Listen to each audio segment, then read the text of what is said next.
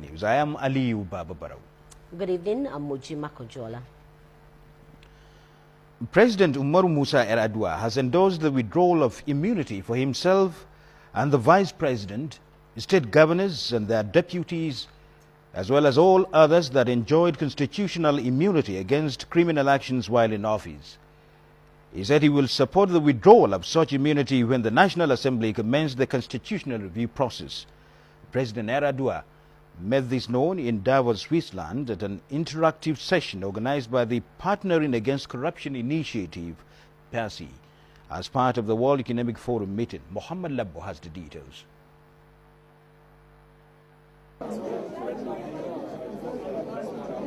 Partnering Against Corruption is one of the many initiatives that evolved from the World Economic Forum meetings.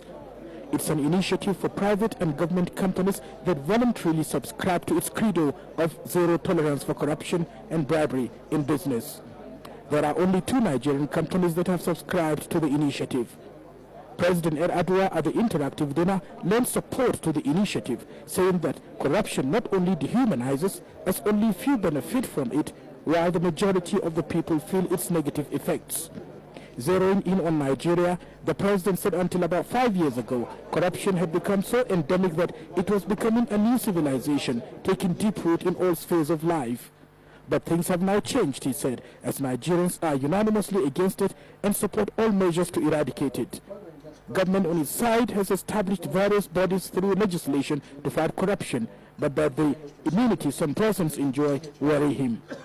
It is a raging issue, and I have confidence that the next constitutional amendment, because this has been entrenched in the 1999 Constitution, the next constitutional amendment will strip these public officials of this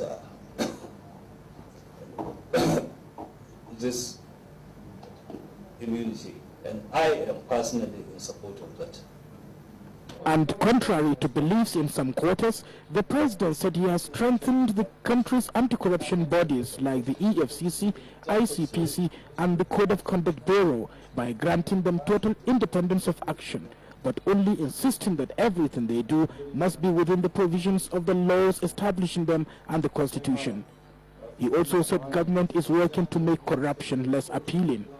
So one of the measures we are going to take already, apart from the work the anti-corruption agencies are doing, is to have corruption monitors.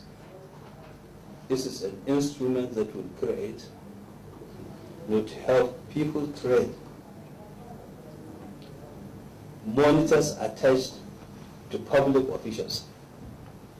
We are going to begin first with the president, the vice president, the ministers in the cabinet, the state governors, so that these monitors will be trained in the art of investigation. They will have access by law to their asset declaration forms.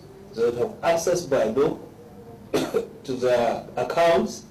They will have access by law to their spouses' accounts and so on, so that highly placed public officials will be monitored. Their assets, properties, and so will be monitored to follow what they are doing in terms of acquiring of illegal wealth while in office. Now, this is an extreme measure, but the situation in Nigeria actually demands this. The other aspect that we are going to introduce is that all violations and disrespect for due process would be sanctioned and prosecuted. The president said it's a challenge the current generation of leaders face to fight and eradicate corruption for the good of the nation and mankind. From Davos in Switzerland, I am Mohammed Labbo.